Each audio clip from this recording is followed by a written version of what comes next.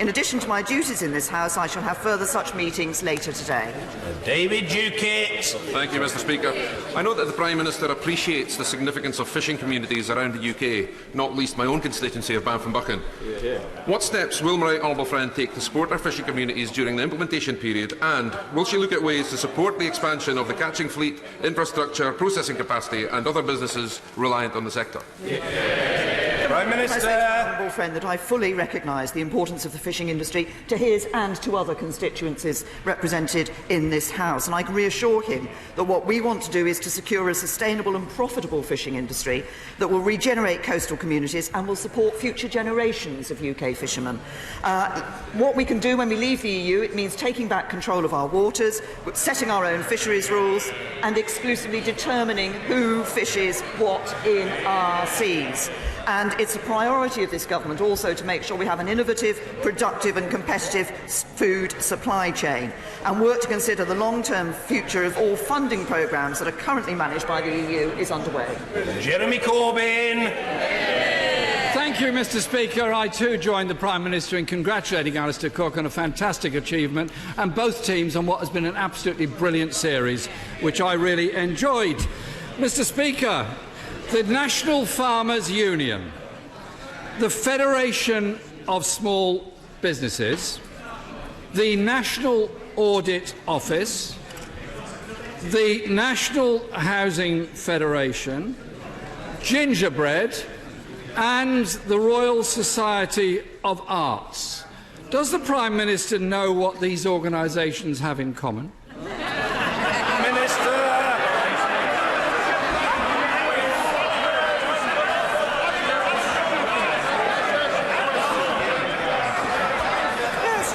I can tell the right honourable gentleman that what those organisations all have in common is that across a variety of areas of activity, they give excellent service, they promote the interests of those that they represent, and they are bodies with which this government interacts and to which this government listens. Jeremy Corbyn. I am truly grateful to the Prime Minister for that answer, the first part of which I wholly agree. But what they also have... It's all right, it's all right. But what they also have in common, Mr. Speaker, is that they're telling this government its flagship benefits policy, universal credit, is flawed and failing hundreds of thousands of people both in work and out of work. In 2010, the government declared that universal credit would lift 350,000 children out of poverty. Does the Prime Minister stand by that figure? Prime Minister. Can I say to the right honourable gentleman, we introduced universal credit because we needed a system of welfare in this country which encouraged people into work rather than discouraged them into work, which made sure that work always pays, and that was a simpler system than the legacy system that we were left by the Labour Party. Remember the legacy system of the Labour Party? It meant that we even had individuals being paid £100,000 a year on benefits, all paid for by hard-working taxpayers earning a fraction of that sum. Jeremy Corbyn.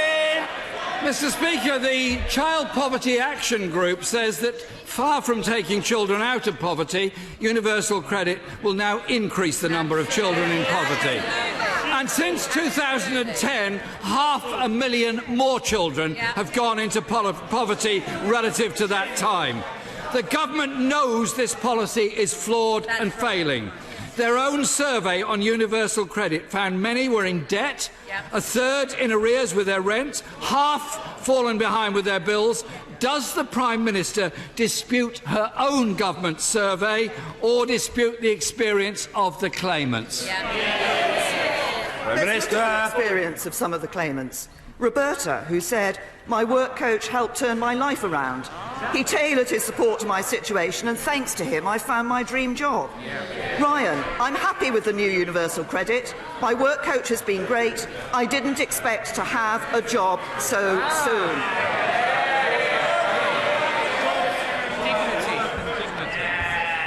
Naeem, universal credit gave me the flexibility to take on additional hours without the stress of thinking this might stop my benefits straight away. We have gone from a situation under the Labour Party where 1.4 million people spent most of a decade trapped on benefits. We are helping get people into work, and that's why earlier this week we saw unemployment yet again at a record low.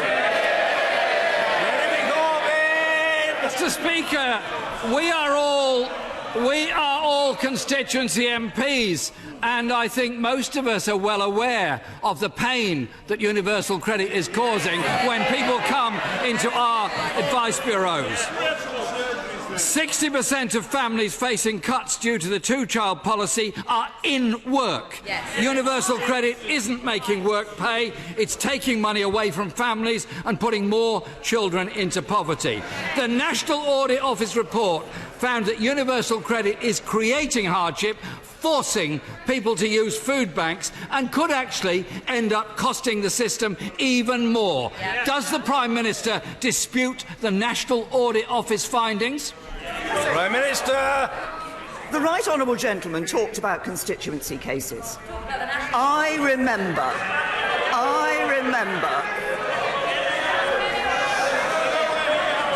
Order! We're at a very early stage of the proceedings. We've got a long way to go. The questions must be heard and the answers must be heard. And as usual, I want to get through the order paper. The Prime Minister. The right honourable gentleman started his question by talking about constituency cases. I remember the single mother who came to see me as her Member of Parliament when Labour were in government, who told me that she wanted to get into the workplace and provide a good example to her child. But the job centre had told her she'd be better off on benefits. That's the legacy of the Labour Party. Mr. Speaker, my question was about the National Audit Office. The Trussell Trust backs the NAO. They say that food bank usage in areas where universal credit has been rolled out is 4 times higher than in areas where it has not been introduced. But without resolving any of those failings in the next year, the government proposes to inflict this on another 2 million people. Yeah. As part of that transfer, hundreds of thousands of people with disabilities on ESA, JSA and tax credits will receive a letter telling them their support will be stopped. They will have to make an application for universal credit. Does the Prime Minister think it's the responsibility of the government which is changing the system to ensure people retain the support they need, or is it down to the individual, many of whom are actually very vulnerable people who need help and support? Prime Minister! What the government is doing is delivering a system that does give support to vulnerable people, that encourages people to get into the workplace, because we know that work is the best route out of poverty. But if the right honourable gentleman believes that universal credit needed some change, then why, when we made changes like ensuring that we reduce the waiting days for payment, that we brought in a housing benefit overlap to help people, why was it that Labour voted against those changes? Mr. Speaker, it's Labour that's been speaking up for the poorest in this country. It's Labour that's been challenging this government. It's Labour that wants a decency within our society that this government is incapable of delivering. Mr. Spencer, I always thought you were a good-natured, laid-back farmer. You seem to be a very overexcitable denizen of the House today. Calm yourself, man. Jeremy Corbyn. Speaker, the mental health charity Mind says there's a real possibility, and I quote, that many people with mental health problems could see their benefits stopped entirely. It is outrageous that vulnerable people risk losing out because of these botched changes. The government's Brexit negotiations are an abject failure. I can see that by the sullen faces behind her. And that's not just the ERG group, it's the whole lot of them. But everywhere you look, Mr. Speaker, this government is failing. 1 million families using food banks, 1 million workers on 0 hours contracts, 4 million children in poverty, wages lower today than 10 years ago, and our top of that, there's the flawed and failing universal credit. Disabled people risk losing their homes and vital support. Children forced to use food banks. And the Prime Minister wants to put 2 million more people onto this. Mr. Speaker, the Prime Minister is not challenging the burning injustices in our society. She's pouring petrol on the crisis. When will she stop inflicting misery on the people of this country? Minister!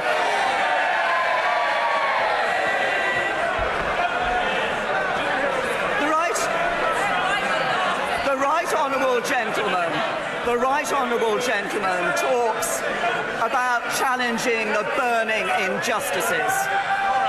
Challenging the burning injustices. That's about setting up the racial disparity audit, which says what do public services do and how do people from different communities in our country, are they treated by our public services. It means saying that nobody in this country should be stopped and searched on our streets because of the colour of their skin. That was me as Home Secretary, never the Labour Party. What we're doing is seeing 3.3 million more people in jobs as a result of our balanced approach to the economy. And what have we seen from Labour over the past few days? Iranian state TV broadcasting no confidence votes against Labour members of Parliament. Police investigating anonymous and threatening letters about the deselection of Labour MPs sent to Labour offices. And most shamefully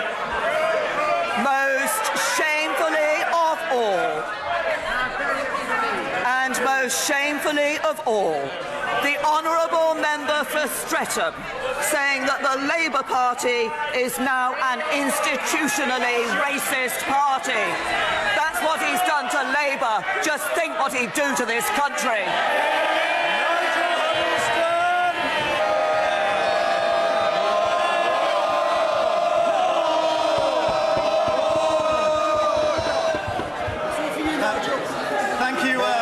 Thank you, Mr. Speaker. Order! No gesticulation is required, Mr. Brake. Calm yourself. You're a former Deputy Leader of the House. Behave in a statesmanlike manner. Let's hear the questions and the answers. Mr. Nigel Huddleston. We quite rightly spend quite a lot of time in this place talking about crime and criminals and prisons, but perhaps we don't spend enough time talking about the victims of crime. So I warmly welcome the government's announcement this week of a victims strategy. But can the Prime Minister assure me this will not be some kind of dry document, but a genuine effort to boost support for the victims? Prime Minister. I can't give my honourable friend that assurance, because we know that nothing can take away the trauma and distress of being a victim of crime, but we need to ensure that people get the support they need as they rebuild their lives, and this is absolutely vital. It's our duty to keep people safe, but it's also our duty to ensure that victims are properly protected and listened to, and that's why we're taking steps to enshrine their entitlements in law, to strengthen the Victims Code, and this first ever cross-government victims strategy will ensure that victims of crime receive the care and support they deserve at every stage of their interaction with the justice system. And I'd like to commend my right honourable friend, the Justice Secretary, but also my honourable friend, the member for Charnwood, for the work they've put into this victims strategy. And Blackford. Thank you, Mr. Speaker. A decade on from the financial crisis, the poorest in our society are still paying a price. The bankers were bailed out, but ordinary people paid the bill. IFS analysis shows that real wages are on average £800 lower. A decade on and people are poorer. A damning indictment of the UK government's leadership. Tell us, Prime Minister, why have you abandoned millions of families, those just about managing? The right honourable gentleman, what we've done is created an economic environment where 3.3 million people are in work. We now see the number of children in workless households at the lowest level ever. We now also see what we have done is we've increased the national living wage, We have ensured that we've taken 4 million people out of paying income tax altogether. Over 30 million people have received a tax cut. That's what this government's been able to do by a balanced approach to the economy, keeping taxes low, putting money into public services and reducing our debt. Ian Blackford. That, I'm afraid, simply ignores the reality that people are poorer. It's been the worst decade for wage growth in over 200 years. Yeah. Households are struggling, and the no-deal Brexit is reported to increase the annual cost of living for low-income households by hundreds of pounds. Yet this Prime Minister still wants to walk off the Brexit cliff edge. The Prime Minister is unfit to govern. She's incapable of leadership. We know it, her backbenchers know it, and the country knows it. 10 years after the economic crash, and the poorest are still bearing the brunt. Mr. Speaker, it's as simple as this. The Prime Minister should end her austerity programme or admit that her party is unfit for government. Can I say to the right honourable gentleman, he mentions the question of Brexit. And of course we are working to get a good Brexit deal for the whole of the United Kingdom, including Scotland. And can I suggest to the right honourable gentleman that he might listen to the views of the Scottish NFU, who said this week that the plan that the government has put forward is something that certainly the agriculture and food and drink sectors can work with, and that politicians from all sorts of parliaments and assemblies should actually get behind it. Giles Watling. Thank you, Mr. Speaker. Now, the Clacton constituency is a mere 69 miles from London, as I'm sure my right honourable friend remembers from her visits a few years ago. And you're lucky to cover that tiny journey in an hour and 40 minutes. And that's if you avoid the Network Rail works. Now, our Sunshine Coast has a lot to offer economically, a lot of which remains untapped. We could attract new homeowners, doctors and businesses to the area. So can my right honourable friend please tell me what this government is doing to improve our rail services and speed up the journey to Clacton? Prime Minister. Can I say to my honourable friend, first of all, I do indeed remember the visits that I made to Clacton in 2014. But actually there I was very pleased to meet with Caroline Shearer to hear that the work that she'd done on anti-knife crime, the charity she'd set up in memory of her murdered son, Jay Whiston. But on the issue of rail that my honourable friend has raised, Greater Anglia will indeed be introducing a whole new fleet of trains. They will be available, delivered from the middle of next year. They'll be state-of-the-art, with much improved acceleration, I think my honourable friend will be pleased to hear. Now, they need to work with Network Rail to ensure that they can deliver those improved journey times, and there are infrastructure constraints on the line. But we will engage with Network Rail to understand what plans they have to renew the infrastructure so that we can see the improvement on the Clacton branch that my honourable friend wants to see. The Prime Minister has just said that work is the best route out of poverty. Now, without repeating the response that she just gave to the leader of the SNP, can she explain why, after 8 years of a Conservative government, the Living Wage Foundation reports that 40% of people in Grimsby do not earn enough to live on? Yeah. Prime Minister. Can I say to the honourable lady that what the figures show is that the proportion of the people of the workforce on low pay is actually at its lowest level. This is as a result of the changes that we have introduced, the changes we've made in relation to the economy and the balanced approach that we have taken. And I also say to the honourable lady that if she's worried about people living in Grimsby, then the answer is not a Labour government with £500 billion of extra borrowing, fewer jobs, higher taxes and people suffering the cost. John Lamont. Thank you, Mr. Speaker. Given what we know about the Russian state's involvement in the Salisbury poisoning, does the Prime Minister think it appropriate that parliamentarians, both current and former, appear in Russian state television? Minister. Can I say to my honourable friend that I'm sure we all have doubts about the objectivity of the reporting on Russia Today, which does remain a tool of propaganda for the Russian state. Now, decisions about appearing on Russia Today is a matter of the judgment for each individual, but they should be clear, that they risk being used as propaganda tools by the Russian state. And I know that that is a view that is shared by other members of this House, including the Right Honourable Gentleman, the member for Ross, Skye and Lochaber, who's made clear he doesn't think people should appear on that station. I would also say the same applies to Press TV, whose licence to broadcast has been revoked in the UK by Ofcom. Deirdre Brock. Thank you, Mr. Speaker. The Prime Minister refused to answer my written questions about aggregate IQ visiting Downing Street, so I will ask her here. Why did Jeff Sylvester and Zach Missingham of Aggregate IQ visit number 10 last autumn? Who did they meet? Who invited them? What was the purpose of the meeting? And most importantly, why was the meeting not recorded in the Transparency Data Register? Prime Minister! Can I say to the Honourable Lady that her letter has not been drawn to my attention. I do not have... No. But following her question, I will ensure that she receives a reply in writing. Phil! Thank you, Mr. Speaker. When it comes to Brexit, the joint statement of the 8th of December last year said that nothing is agreed until everything is agreed.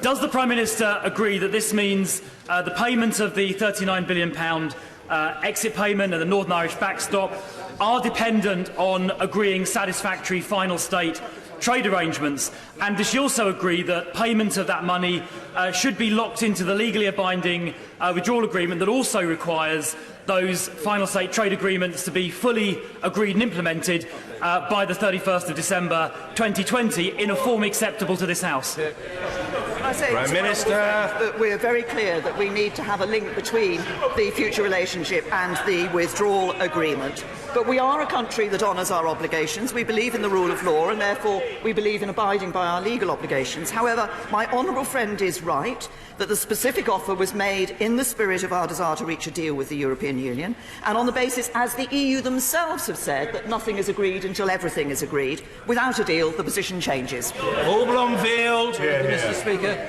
the Prime Minister was right yesterday to be promoting electric vehicles, but she also needs to focus on electricity production.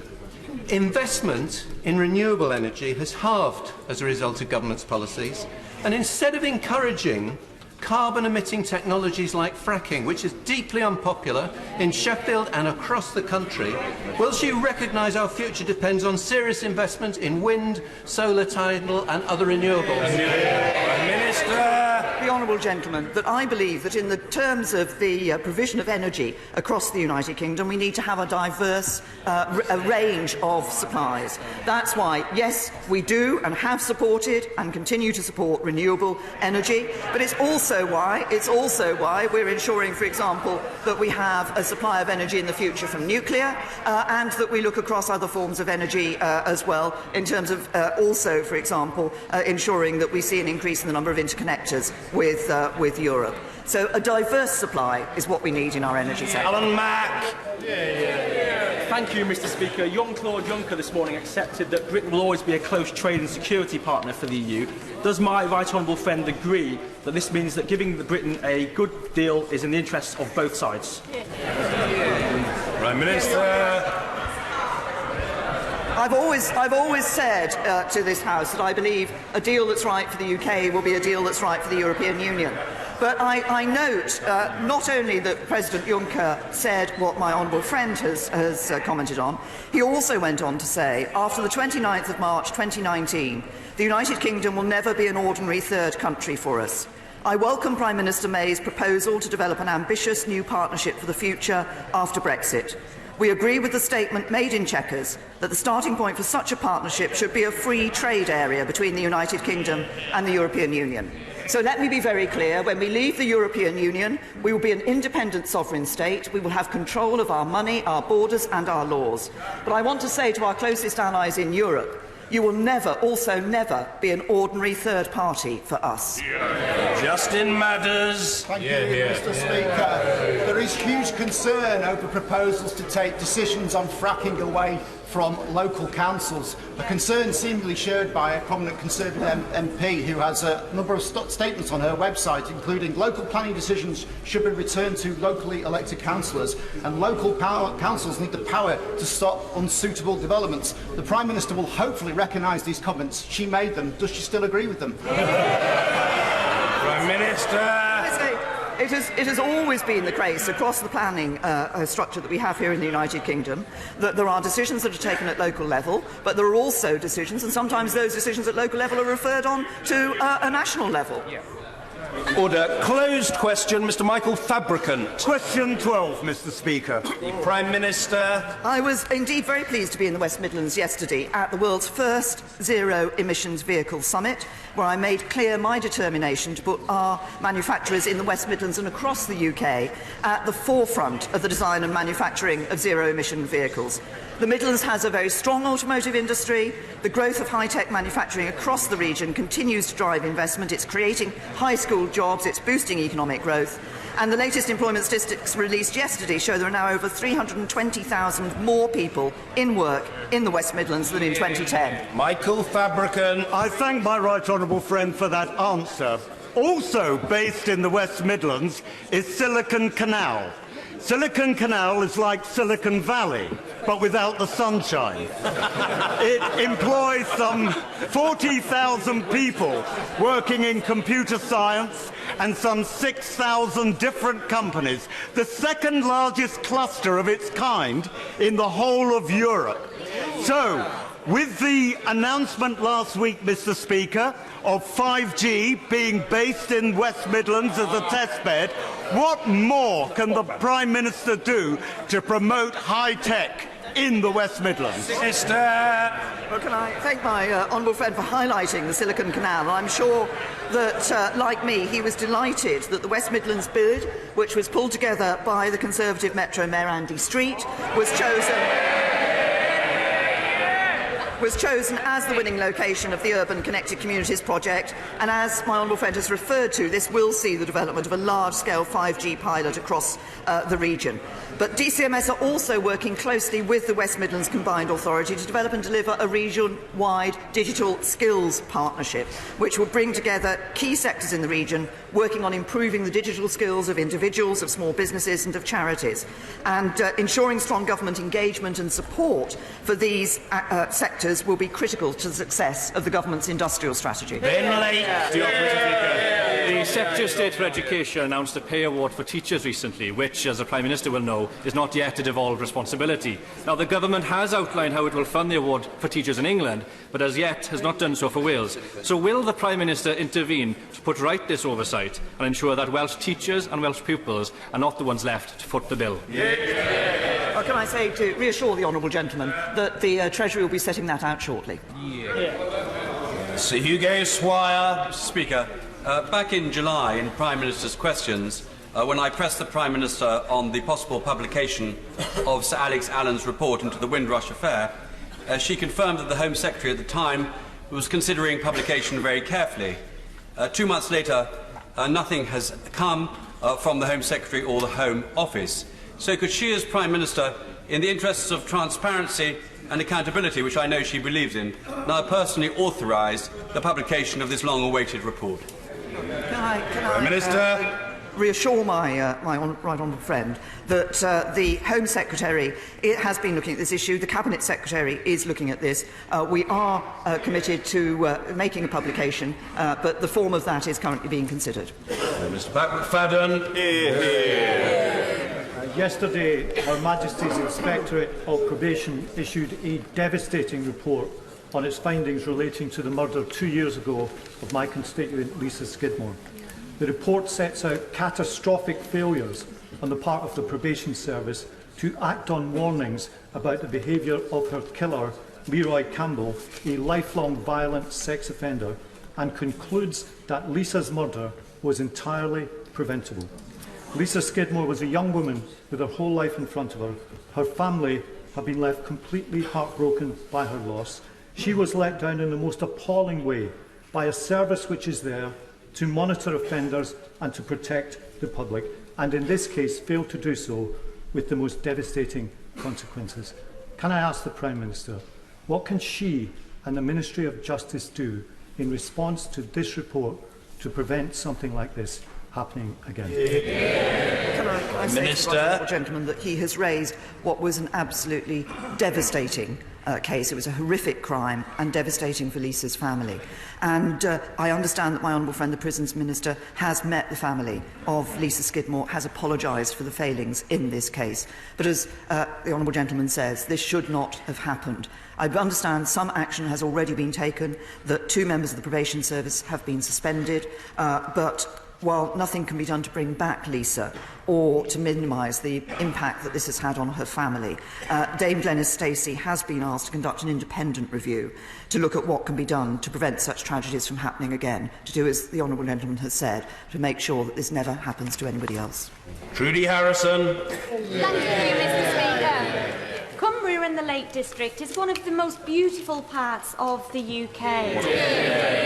And our farmers play such a unique role in maintaining the landscape. On Back British Farming Day, can my right honourable friend ensure that our Cumbrian farmers will be able to export their meat, their world-class meat, after we leave the European Union? Minister. Can I say to my honourable friend, she is absolutely right to recognise the beauty of the area that she represents, of Cumbria and the Lake District, and the important role that farmers play in that part of the country, as indeed our farmers do elsewhere. When we leave the European Union, we are looking to ensure that we have trade deals that do enable our farmers to continue to be able to export their very important product, which is enjoyed by people elsewhere. But we are able, by leaving the European Union, to do something else, which is come out of the Common Agricultural Policy and actually develop a policy for farming in this country which is right for our farmers and not for others. Queen David. Mr. Speaker, last year 183 people were returned to this country to face justice because of a European arrest warrant. If we leave the EU without a deal, the European arrest warrant will not be available to us. Would the Prime Minister be happy with that? Well, Prime Minister will know full well that as Home Secretary I stood at this dispatch box and led a debate in which we ensured that when we exercised on the powers available under Protocol 36, we actually went back into the European arrest warrant. The European arrest warrant is one of those instruments which we have identified in our Chequers plan as one that we wish to discuss with the European Union with a view to being able to continue to use it. Miss Green. Thank you, Mr. Speaker. Leah Aldridge was killed by her father in 2002, and after the coroner and Greater Manchester Police finished their investigation, the body was returned to the family for their funeral. Last year, the police discovered that they had retained some of Leah's body parts, and these were returned to the family for a second funeral. Only a few weeks ago, yet more body parts were discovered by the police, and the family had to go through the ordeal of a third funeral. They have no confidence in Greater Manchester Police or the Police and Crime Commissioner, the Mayor of Greater Manchester, that they now have finally allowed the family to lay their daughter Leah to rest. Would the Prime Minister hold an inquiry into this matter for the sake of Leah's family and for other families across Greater Manchester? Prime Minister. Say to my honourable friend, I think this is an absolutely terrible case that he has set out, and I'm sure as he will have felt from the reaction from members across the House when they heard him setting out the details, that we all want to express our deepest sympathy to Leah's family for what is a prolonged trauma that they've had to endure as a result of the way that this has been handled. I understand the Deputy Mayor of Greater Manchester has been in touch with the Human Tissue Authority about the case, and the Human Tissue Authority are advising on ensuring that the establishment concerned take the necessary work to evaluate what went wrong in this case, put in measures to minimise the chance that this can ever happen again. And officials in the Home Office are going to be meeting both with the Greater Manchester Police and the National Police Chiefs Council to further address this issue of historically held human tissue, and I'll ensure that the relevant Home Office Minister updates my honourable friend on the outcome of those meetings. Harold Monaghan. Thank you, Mr. Speaker. The Windrush scandal continues to affect my constituent, who, despite receiving his British passport, has been told he is ineligible for ESA as he has not made enough national insurance contributions over the last 2 years, an impossible task since he has been prevented from working by the Home Office. So will the Prime Minister take responsibility for ensuring the DWP has special measures in place to deal with Windrush applicants?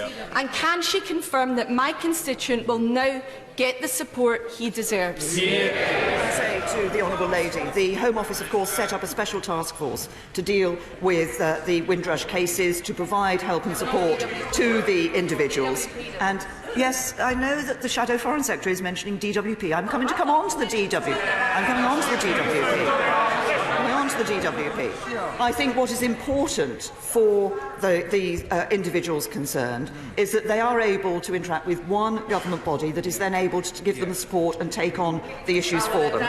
So I believe that they should the individual concerned should get in touch with the task force, and the Home Secretary will make sure that the necessary inquiries are made. Jack Lepresti. Thank you, Mr. Speaker. Will the Prime Minister visit my constituency to open Airbus's new wing integration centre in Filton, which is a £40 million investment which will secure hundreds of jobs and good quality apprenticeships for the future? And will she join me in thanking and paying tribute to Airbus for their strong and enduring commitment to the UK? Minister. Can I say to my honourable friend that he's issued a very interesting invitation. I can't give him an instant response from the dispatch box on it because of need to look at diary commitments. Can I also say to him it's absolutely right that we thank and congratulate Airbus on the commitment they've made to the United Kingdom, on the high-quality jobs that they provide here in the UK. And when I went to the Farnborough Air Show, I was very pleased to actually meet with executives from Airbus to look and talk about some of their latest products. Liz Saville-Roberts. Diolch, Mr Llefarydd. In a meeting on Monday, the aluminium and steel industry told leaders of opposition parties, with the exception of the leader of the Labour Party who refused to attend, that thousands of jobs are to be put at risk by the British government's Brexit policies and threadbare industrial strategy. Is it not the case that she is prepared to dole out P45s to manufacturing workers simply in order to appease the Brexit extremists in her own party? Prime Minister. Her portrayal of the situation couldn't be further from the case. What we have put forward in the Chequers plan is a plan that delivers on the result of the referendum, ensures that we take control of our money, our borders and laws, but does so in a way that protects jobs and livelihood, across the United Kingdom. Government has given support to the steel industry in a number of ways, and the industrial strategy is about ensuring that we have a healthy manufacturing industry in this country, but manufacturing industry for the future, providing the high-skilled jobs for the future and the skills for people for the future. Johnny Mercer. Thank you very much. The Prime Minister will be aware of not only my feelings, but the feelings of pretty much everyone in this House and the vast majority of this country when it comes to seeing our veterans being dragged through the courts in Northern Ireland to appease political differences. As Prime Minister, can I ask her what she personally is doing, how she is personally investing of herself in this process to bring to an end something the vast majority of her country find completely abhorrent? Well, I can say to my honourable friend that this is an issue. I'm well aware of the degree of concern that there is about this issue, which is why I have held a number of discussions with the Secretary of State for Northern Ireland on this matter. We owe a vast debt of gratitude to the heroism and bravery of the soldiers and police officers who upheld the rule of law and were themselves accountable to it. And that is something that has always set them apart from the terrorists who, during the Troubles, were responsible for the deaths of hundreds of members of the security forces. But as I've made clear, the current system in Northern Ireland is flawed. It isn't working. It isn't working for soldiers, for police officers or for victims. A group, in fact, which includes many soldiers and police officers as well. And so while a number of terrorist murders from the Troubles are actively under investigation by PSNI and other police forces, under the current mechanism for investigating the past, there's a disproportionate focus on former members of the armed forces and the police. We want to ensure that all outstanding deaths in Northern Ireland are investigated in ways that are fair, balanced and proportionate. Mrs Mary Glindon. Thank you, Mr Speaker. Since a life-changing SMA treatment, Spinraza, was rejected by NICE in its first guidance last month, families affected, including that of young San McKee in North Tyneside, have been left heartbroken. Will the Prime Minister meet with me and Muscular Dystrophy UK to discuss progress urgently needed with the Managed Access Agreement so that patients can access Spinraza as soon as possible? I say to Prime the Minister lady that I'm very happy to look at the issue, the specific issue that she has raised in relation to the decision that's taken by NICE, and I will ensure that health ministers look into that and have a meeting with her to discuss the details of it. Thank you. Order.